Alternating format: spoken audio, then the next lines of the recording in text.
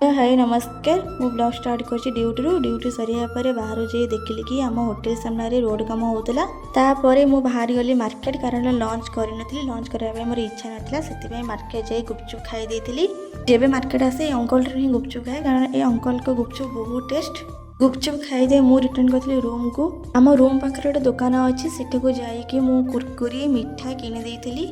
मु किणाकिणी बिजी किंतु मो सांग वीडियो करिवारे बिजी तापर रूम रे पहुँची मु कुरकुरी खाई देती कुरकुरी खाई सारिबा परे मु चली गली शोइबापई शोइकी उठला परे मु रेडी हे बाहरी पतली ड्यूटी रे पहुँचे फास्ट प्लेट वाइपिंग कर देती तापर टिश्यू स्टैंड रखी देती तापर मोर चाहा पीवा को बहुत इच्छा था मु होटल चाहा बने देती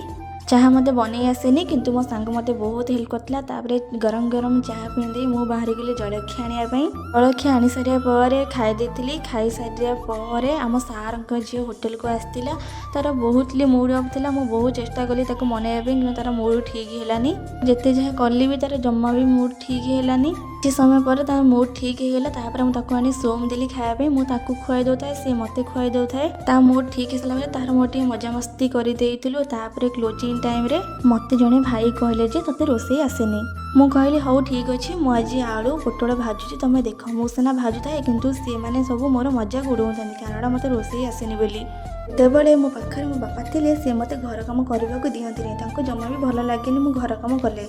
ଯେଉଁଦିନ ଦେଖିଦିଅନ୍ତି ମୁଁ ଘର କାମ କରିବା ସେଦିନ ବୋଉକୁ ବହୁତ ଗାଳି ଦିଅନ୍ତି ଦେଖ ବାପା ଯେଉଁ ଝିଅ ଘରେ କିଛି କାମ କରୁନଥିଲା ସେ ଆଜି କିଛି ପଇସା ପାଇଁ ବାହାରେ କାମ କରୁଛି ଡିନର କରି ରୁମ୍କୁ ଆସିବା ଟାଇମ୍ରେ କି ଶୀତ ମୁଁ ଭିଡ଼ିଓ କରିବି ବୋଲି ପଛରେ ରହିଯାଇଥିଲି କିନ୍ତୁ ମୋ ସାଙ୍ଗ ଆଗରେ ଦୌଡ଼ୁଛି ଶୀତରେ ଥୁରୁ ଥୁରୁ ହେଇକି ରୋଡ଼ରେ ଗୋଟେ ଲୋକ ବି ଦେଖାଯାଉନି କିନ୍ତୁ କୁକୁରମାନଙ୍କ ଆଖିରେ ନିଦ ଆସୁନି ତାପରେ ରୁମ୍ରେ ପହଞ୍ଚି ରୁମ୍ ଝାଡ଼ୁ କରିଦେଇଥିଲି